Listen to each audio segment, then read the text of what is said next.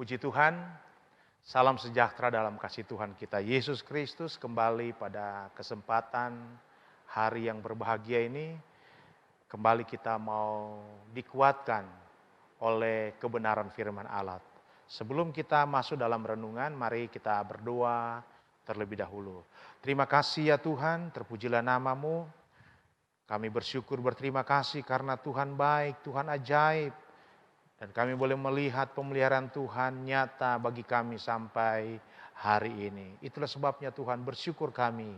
Kami sebagai anak-Mu, kami sebagai orang percaya yang tetap boleh melihat kebaikan-kebaikan Tuhan. Kesempatan ini juga Tuhan, kami rindu ada firman Allah yang akan mengisi kehidupan kami. Itulah sebabnya Tuhan, urapi hamba-Mu, urapi semua jemaat pendengar yang menyaksikan acara ini. Biarlah lewat firman yang kami dengar, mereka ada jalan keluar. Kami memperoleh kemenangan yang daripada Tuhan. Terpujilah nama Tuhan. Dalam berkat nama Tuhan, Yesus Kristus. Haleluya, haleluya. Amin. Puji Tuhan. Pada kesempatan yang luar biasa ini, Alkitab terambil di dalam kitab Injil Markus pasalnya yang ke-35. Markus pasal yang keempat, ayat yang ke-35 sampai dengan 41. Tema renungan firman Allah pada malam ini atau hari ini, mengatasi badai bersama dengan Yesus. Kita baca firman Tuhan. Angin ribut diredahkan. Pada hari itu, waktu hari sudah petang, Yesus berkata kepada mereka, marilah kita bertolak ke seberang. Mereka meninggalkan orang banyak itu lalu bertolak dan membawa Yesus beserta dengan mereka dalam perahu di mana Yesus telah duduk dan perahu-perahu lain juga menyertai dia. Lalu mengamuklah taufan yang sangat dahsyat dan ombak menyembur masuk ke dalam perahu sehingga perahu itu mulai penuh dengan air.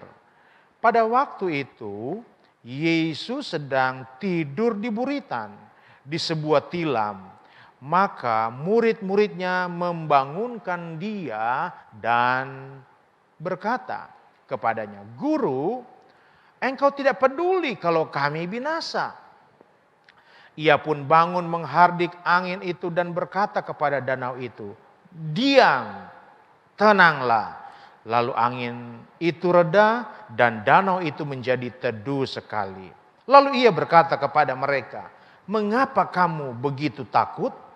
Mengapa kamu tidak percaya?" Mereka menjadi sangat takut dan berkata seorang kepada yang lain, "Siapa gerangan orang ini sehingga angin dan danau pun taat kepadanya?" Puji Tuhan. Kita melihat saudara dalam peristiwa Alkitab yang ditulis oleh Markus ini. Alkitab menceritakan bahwa Yesus mampu menghentikan badai yang besar. Alkitab menceritakan bahwa Yesus mampu membuat danau yang bergelora, danau yang penuh dengan ombak yang besar dibuat tenang oleh Yesus. Nah, dalam kehidupan kita, anak-anak Tuhan, kita tahu bersama bahwa di hari-hari ini kita ada dalam berbagai-bagai macam hal, persoalan. Kita ada dalam berbagai-bagai macam hal kesulitan. Tapi saya percaya ketika badai datang dalam hidup kita, saya sangat percaya ketika gelombang yang besar menghantam kehidupan kita, kita tidak perlu takut karena saya yakin saudara dan saya memiliki Yesus yang ajaib, Yesus yang penuh kuasa. Itulah sebabnya apapun keadaan kita, badai, gelombang, angin yang kencang menghantam perahu kita, ingat, Yesus sanggup menolong. Nah, pada kesempatan ini saudara, kalau kita melihat dalam cerita ini, untuk kita bisa mengatasi badai itu saudara, bersama dengan Yesus, hal yang pertama yang harus kita ketahui bahwa pastikan Yesus harus ada dalam kehidupan kita. Pastikan Yesus ada bersama-sama dengan kita. Pastikan Yesus ada di dalam kegiatan, usaha, bisnis, pekerjaan kita, rumah tangga kita. Pastikan Yesus ada di dalamnya. Kalau kita baca di ayat yang ke-36, di sana dikatakan mereka meninggalkan orang banyak itu lalu bertolak dan membawa Yesus beserta dengan mereka dalam perahu di mana Yesus telah duduk dan perahu-perahu yang lain juga menyertai dia. Jadi hal yang pertama, pastikan bahwa Yesus ada dalam kehidupan kita. Kita tahu saudara, di hari-hari ini masalah begitu banyak. Kemarin kita menghadapi banyak masalah. Dan saya yakin juga hari akan datang masalah itu akan selalu datang dalam kehidupan kita. Tapi sebagai orang percaya, sebagai anak Tuhan, sebagai kita yang sudah menerima Dia sebagai Tuhan dan Juru Selamat, pastikan Yesus itu selalu ada dalam hidup kita.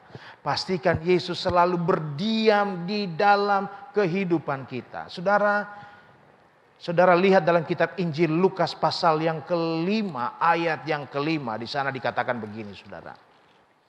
Kita tahu cerita ini dalam kitab Injil Lukas 5 ayat yang kelima.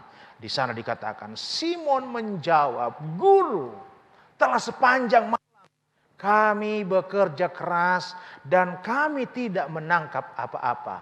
Tetapi karena Engkau menyuruhnya, aku akan menebarkan jala juga." Dan setelah mereka melakukannya, mereka menangkap sejumlah besar ikan sehingga jala mereka mulai koyak. Saudara, kita tahu cerita ini. Simon sendiri berkata, "Guru, sepanjang malam kami sudah bekerja keras." Simon bekerja sendiri. Simon bekerja dengan kekuatan sendiri. Tidak menghasilkan apa-apa. Tapi berbeda di ayat yang kelima ini. Kita tahu Lukas 5 ayat yang pertama sampai ayat yang kelima ini saudara. Yesus sudah ada di dalam perahu itu. Yesus sudah ada dalam perahu Simon.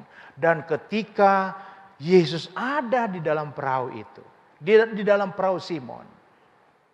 Simon berkata, "Karena Engkau yang menyuruhnya.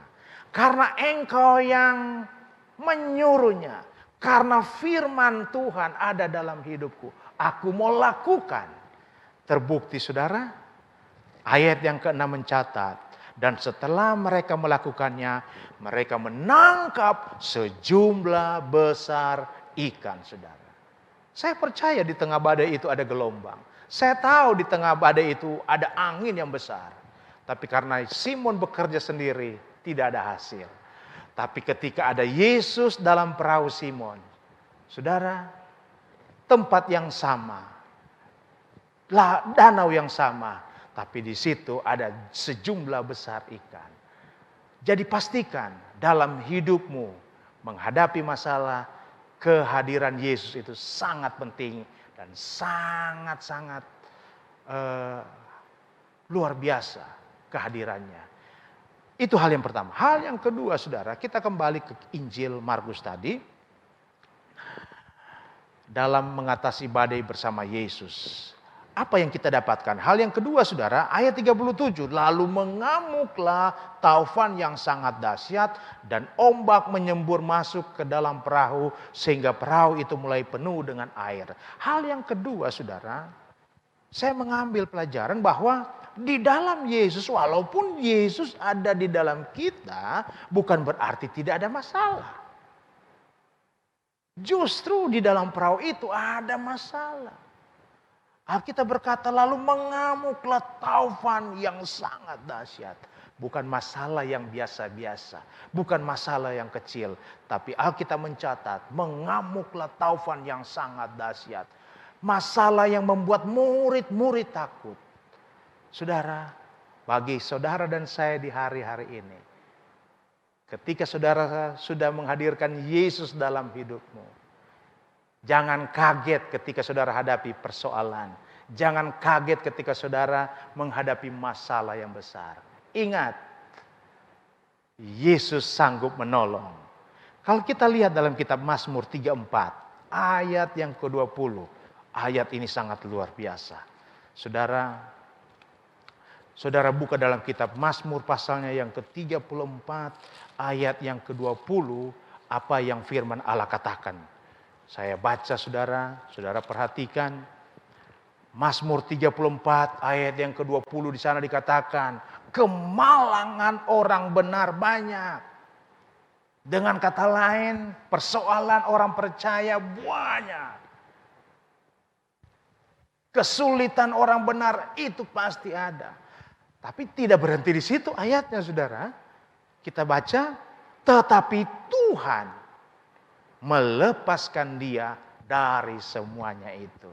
Tuhan melepaskan kita dari semua persoalan yang kita hadapi. Tuhan melepaskan kita dari segenap kesulitan-kesulitan yang kita hadapi, saudara. Jadi lewat peristiwa angin ribut diredakan, saudara. Setiap orang percaya pasti ada pergumulan. Setiap kita anak-anak Tuhan, jemaat Tuhan, khususnya yang ada di Sosianim Kebon Kacang, dimanapun engkau berada, saudara.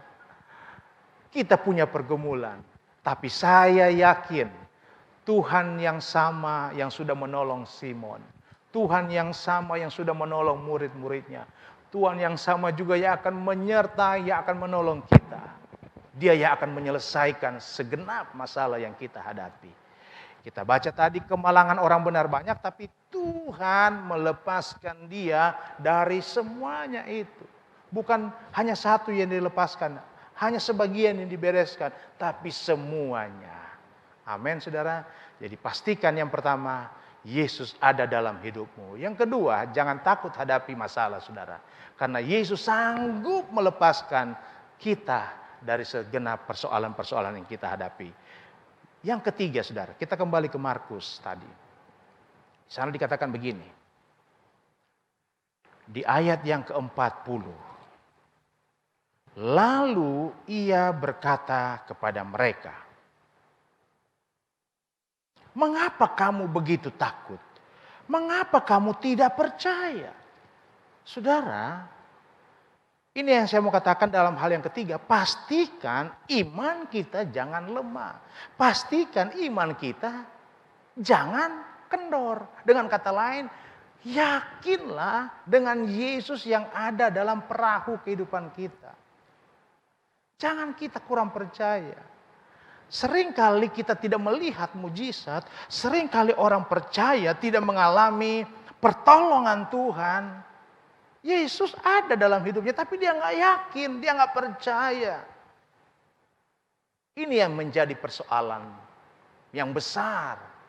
Tapi ketika kita yakin ada Yesus di dalam kita dan Yesus yang sanggup menolong. Saya percaya Yesus sanggup menyembuhkan. Saya percaya Yesus sanggup memberikan jalan keluar. Maka ini yang murid-murid alami.